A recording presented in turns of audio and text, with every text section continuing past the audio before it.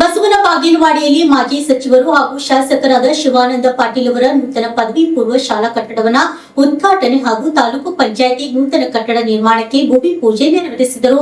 ಅಂದಾಜು 6 ಕೋಟಿ ರೂಪಾಯಿ ವೆಚ್ಚದಲ್ಲಿ ನಿರ್ಮಾಣಗೊಂಡಿರುವ ನೂತನ ಪದವಿ ಪೂರ್ವ ಕಾಲೇಜು ಕಟ್ಟಡವನ್ನು ಉದ್ಘಾಟಿಸಲಾಗಿದೆ. ಇದೇ ವೇಳೆ ಸುಮಾರು 4 ಕೋಟಿ ರೂಪಾಯಿ ವೆಚ್ಚದಲ್ಲಿ ನಿರ್ಮಾಣವಾಗಲಿರುವ ತಾಲೂಕು ಪಂಚಾಯಿತಿ ನೂತನ ಕಟ್ಟಡಕ್ಕೆ ಭೂಮಿ ಪೂಜೆ ನೆರವೇರಿಸಲಾಯಿತು. ನಂತರ ಶಾಸಕ ಶಿವಾನಂದ ಪಾಟೀಲ್ ಅವರು ಮಾತನಾಡಿ, ಮಕ್ಕಳ ಉಜ್ವಲ ಭವಿಷ್ಯಕ್ಕೆ ನಿರ್ಮಿಸುವ ಶಕ್ತಿ ಕೇಂದ್ರವೇ ಶಾಲೆ ಎಂದು ಹೇಳಿದರು. ಇದೇ ಸಂದರ್ಭದಲ್ಲಿ ಬಸವರಾಜ ಹಾರಿಯಾಳ್, ಸುರೇಶ್ ಗೌಡ ಪಾಟೀಲ್, ಕಮಲ್ ಸಾಬ್ ಕೊರಬು, ಸುರೇಶ್ ಹಾರಿವಾಳ್, ಶೇಖರ್ ಗುಳಸಕ್ಕಿ, ತಾಲೂಕು ಪಂಚಾಯತಿ ಅಧಿಕಾರಿ ವೆಂಕಟೇಶ್ ಸೇರಿದಂತೆ ಅನೇಕರು ಹಾಜರಿದ್ದರು. Laxman Kallal, RJ32 Kannada news, Talikote.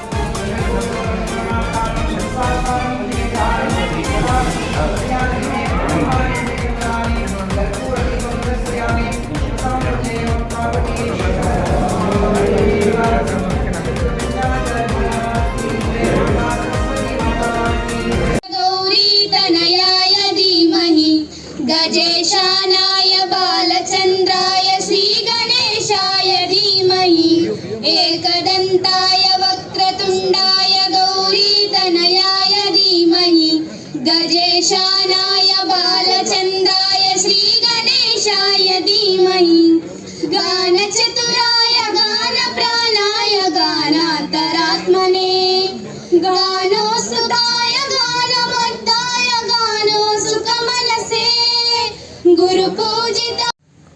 2013ರಿಂದ ಇವತ್ತು 26ರವರೆಗೆ 100 ಕಟ್ಟಡಗಳನ್ನು ನಾವು ಬಸವನ ಬಾಗೇವಾಡಿಗೆ ಸೇರಿಸಿದ್ದೀವಿ.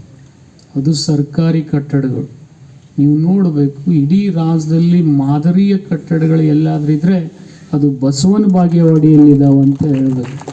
ಅದನ್ನು ಮೆಗಾ ಮಾರ್ಕೆಟ್ ಇರ್ಬೋದು, ಬಸವ ಭವನ ಇರ್ಬೋದು, ಬೇರೆ ಬೇರೆ ಯಾವುದೇ ಕಟ್ಟಡ ನೀವು ನೋಡ್ರಿ, ಇವತ್ತು ಶಾದಿ ಮಾಲ್ಗಳಿರ್ಬೋದು, ಎಲ್ಲದಕ್ಕೂ ಇಡೀ ರಾಜ್ಯಕ್ಕೆ ಮಾದರಿ ಆಗ್ತಕ್ಕಂಥ ಕಟ್ಟಡಗಳನ್ನು ನಾವು ಕಟ್ಟಿದ್ದೀವಿ. ಇದರಿಂದ ನಮ್ಮ ಬಸವನ ಬಾಗೇವಾಡಿ ಹೆಸರು ವಿಶ್ವವಿಖ್ಯಾತದ ಹೆಸರಿಗೆ ಸೇರ್ತದೆ ಅಂದರೆ ತಪ್ಪಾಗಲಿಕ್ಕಿಲ್ಲ ಅಂತೇಳಿ ನಾನು ಭಾವಿಸ್ತಾ ಇದ್ದೀನಿ. ನಿಮಗೆ ಇಷ್ಟೆಲ್ಲ ಹೇಳಿ ಎಲ್ಲ ಮುಖ್ಯಮಂತ್ರಿಗಳು, ನಾನು ಒಂದೇ ಮುಖ್ಯಮಂತ್ರಿ ಅಂತ ಹೇಳೋದಿಲ್ಲ, ಎಲ್ಲ ಮುಖ್ಯಮಂತ್ರಿಗಳು ವಿದ್ಯಾದಾನದಲ್ಲಿ ಭಾಳ ದೊಡ್ಡ ದೊಡ್ಡ ಕೊಡುಗೆಯನ್ನು ಕೊಟ್ಟಿದ್ದಾರೆ. ಯಾರು ಬಿಸಿ ಊಟ ಕೊಟ್ಟರು, ಯಾರು ಸಮವಸ್ತ್ರ ಕೊಟ್ಟರು, ಯಾರು ಹಾಲು ಕೊಟ್ಟರು, ಯಾರು ಮೊಟ್ಟೆ ಕೊಟ್ಟರು, ಯಾರು ಸೈಕಲ್ ಕೊಟ್ಟರು, ಯಾರು ಬಸ್ ಪಾಸ್ ಕೂಡ ಕೊಟ್ಟರು. ಇದು ನಮ್ಮ ರಾಜ್ಯದ ಎಲ್ಲ ಮುಖ್ಯಮಂತ್ರಿಗಳು ಸಲ್ತಕ್ಕಂಥ ಗೌರವ ಅಂತೇಳಿ ನಾನು ಹೇಳಬೇಕಾಗ್ತದೆ.